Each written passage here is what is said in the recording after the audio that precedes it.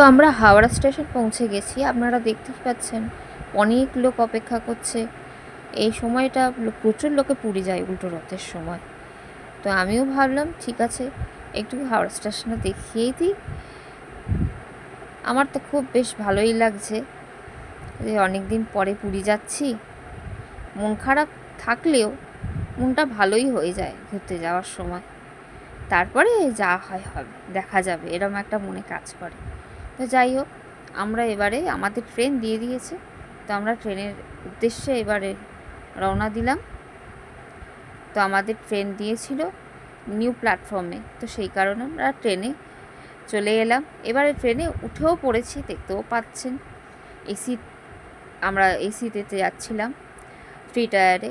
তো খুব ভালোভাবেই আমরা বসতে পেরেছি। আর সবথেকে বড় কথা, ট্রেনটা খুব পরিষ্কার, খুব পরিচ্ছন্ন, খুবই ভালো। তো এই হচ্ছে আমার শাশুড়ি মা, আপনারা যাকে দেখতে পাচ্ছেন এটা হচ্ছে আমার শাশুড়ি মা। আর এটা হচ্ছে আমার মেজ কাকা শ্বশুর, মানে কাকা শ্বশুর, তার সঙ্গে আমি যাচ্ছি। তো যাই হোক, ট্রেনের মধ্যে সবাই, তখনও ট্রেন ছাড়েনি, একটু ব্যতিব্যস্ত। আমি নেমে একটু ভাবলাম একটু ভিডিও। তো আমরা ট্রেনে উঠতে না উঠতেই মোটামুটি সবার তোড়জোড় করা হয়েছিল, কারণ যেহেতু পরের দিন সকালে উঠতে হবে আর সবাই খেয়ে দিয়েই প্রায় উঠেছে, সেজন্য আর বসে থাকার কোনো দরকার ছিল না। তো আমরা আস্তে আস্তে সবাই একটা একটা করে সিট খুলে নিয়ে তো আমরা শুয়ে পড়ছিলাম।